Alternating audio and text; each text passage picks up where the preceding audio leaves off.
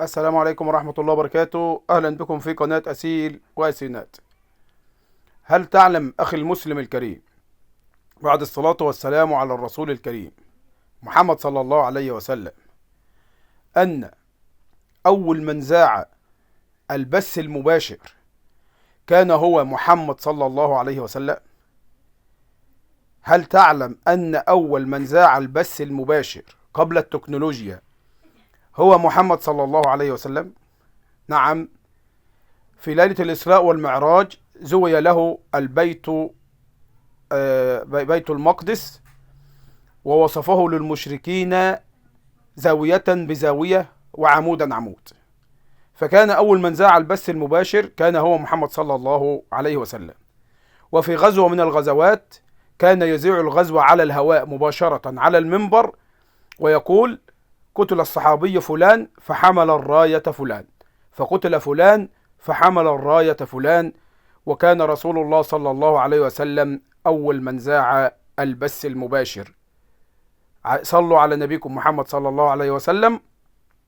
والمعلومة دي يا جماعة معروفة عن النبي عليه الصلاة والسلام، ولكننا نجهل كثيرا ما نقول. فإننا نرى الأقمار الصناعية وهي تذيع مباراة كذا وموقعة كذا وضرب كذا وفعل كذا وكذا وكذا، ولكن الرسول صلى الله عليه وسلم ذاع معركة من المعارك من الغزوات على الهواء مباشرة للصحابة وهو على المنبر، ووصف للمشركين المسجد الحرام عندما كذبوه بليلة الإسراء والمعراج، ووصف لهم المسجد الحرام عمودا عمودا وزاوية بزاوية، ووصف لهم قبيلة ستصل يوم كذا إن شاء الله، ووصلت في الميعاد. فأول من ذاع البث المباشر كان هو الرسول عليه أفضل الصلاة والسلام.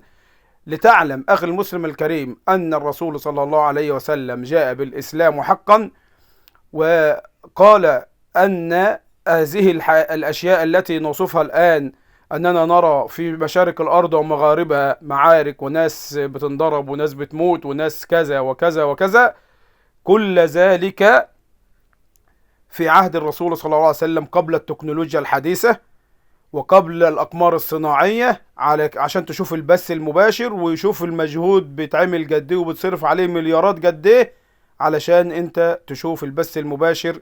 ولكن أول من ذاع البث المباشر على الهواء مباشرة كان هو محمد صلى الله عليه وسلم.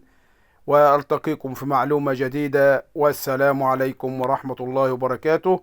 وما تنسوش دعوة لإخواتكم في فلسطين. ولو انت وصلت لنهاية الفيديو لا تنسى أن تشجعنا بالاشتراك واللايك، وأن تنشر هذه المعلومة عن الرسول صلى الله عليه وسلم، لأننا في عصر التكنولوجيا فقد فشل من قال أن الإسلام دين وانتهى، ولكن الإسلام على مر العصور سيظل إلى يوم القيامة. حفظ الله القرآن، حفظ الله الإسلام. اللهم انصر الإسلام والمسلمين وأذل الشرك والمشركين برحمة منك يا أرحم الراحمين. وصلى اللهم على سيدنا محمد وعلى آله وصحبه وسلم تسليما كثيرا طيبا عليك يا أشرف خلق الله، يا سيدي يا حبيبي يا رسول الله. والسلام عليكم ورحمة الله وبركاته.